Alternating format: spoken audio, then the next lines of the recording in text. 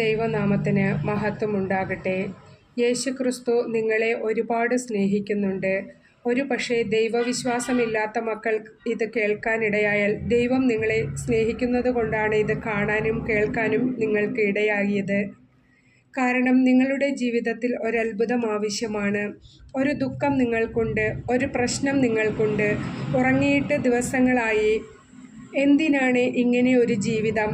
ഞാൻ എന്തു പാപം ചെയ്തിട്ടാണ് ഇങ്ങനെയൊക്കെ സംഭവിക്കുന്നത്? എന്തുകൊണ്ടാണ് ഈ രോഗം മാറാത്തത്?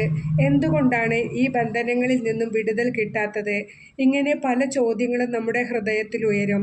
കർത്താവ് നിങ്ങളുടെ ജീവിതത്തിൽ അത്ഭുതം ചെയ്യാൻ ആഗ്രഹിക്കുന്നതിൻ്റെ തെളിവുകളാണ് ഇതെല്ലാം.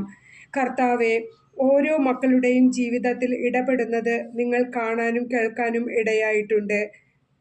എൻ്റെ ജീവിതത്തിൽ അതേ കർത്താവ് ഇടപെട്ട് അത്ഭുതം സംഭവിക്കുമെന്ന് വിശ്വസിക്കുക. 2000 വർഷങ്ങൾക്ക് മുമ്പ് അത്ഭുതം പ്രവർത്തിച്ച അതേ കർത്താവ് തന്നെയാണ് ഇന്നും.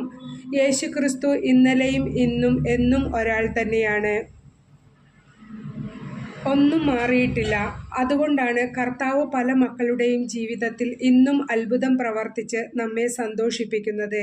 ഏതു പ്രതിസന്ധിയിലും കർത്താവ് നമ്മെ സഹായിക്കാൻ കഴിവുള്ളവനാണ്, മനസ്സുള്ളവനാണ്. അത് നീ ഹൃദയത്തിൽ വിശ്വസിക്കണം. പല വ്യക്തികളിലും വിശ്വാസമർപ്പിച്ച് അവർ എന്നെ സഹായിക്കുമെന്ന് വിചാരിച്ചാൽ നിങ്ങൾ പറ്റിക്കപ്പെടും. കർത്താവിൽ ആശ്രയിക്കുവിൻ. അവിടുന്ന് നമ്മെ ലജ്ജിതരാക്കുകയില്ല. വർഷങ്ങൾക്ക് മുമ്പ് ചെങ്കടൽ വിഭജിച്ച ദൈവത്തെ മറന്നുപോയോ?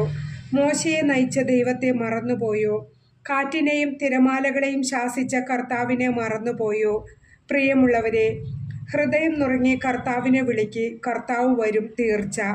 യേശു നിന്റെ അടുത്തുണ്ട്. നീ വിളിച്ചാൽ ഓടി വരാൻ കർത്താവ് തയ്യാറായി നിൽക്കുകയാണ്. പ്രാർത്ഥിക്കേണ്ടത് എങ്ങനെയാണെന്ന് വഴി കാണിച്ചു തരാനേ എനിക്ക് സാധിക്കുകയുള്ളൂ. പ്രാർത്ഥിച്ച് അനുഗ്രഹം പ്രാപിക്കേണ്ടത് നിങ്ങളാണ്. ഓരോ ദിവസവും രാവിലെ എഴുന്നേറ്റ് എൻ്റെ കർത്താവ് എനിക്ക് വേണ്ടി മാത്രം ഇന്ന് അത്ഭുതം ചെയ്യുമെന്ന് വിശ്വസിക്കെ. നിരാശയും ഭയവും ടെൻഷനും മാറ്റി സന്തോഷത്തോടെ ഇരിക്കെ. ദൈവത്തിൻ്റെ ഇടപെടലിനായി സന്തോഷത്തോടെ കാത്തിരിക്കെ. നമുക്ക് വേണ്ടിയാണ് കർത്താവ് കുരിശിൽ മരിച്ചത്.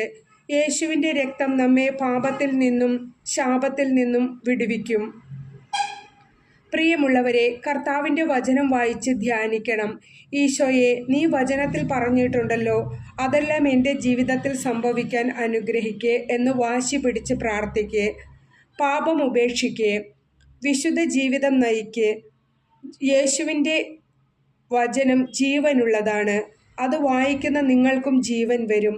വചനം വായിക്കുമ്പോൾ തന്നെ നിങ്ങളുടെ ഓരോ രോഗങ്ങൾ സുഖപ്പെടും.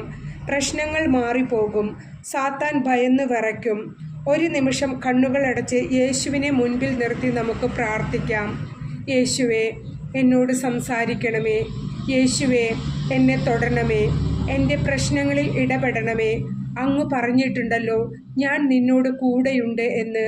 അത് എൻ്റെ ജീവിതത്തിൽ അനുഭവമാക്കി തരണമേ. ആമേൻ.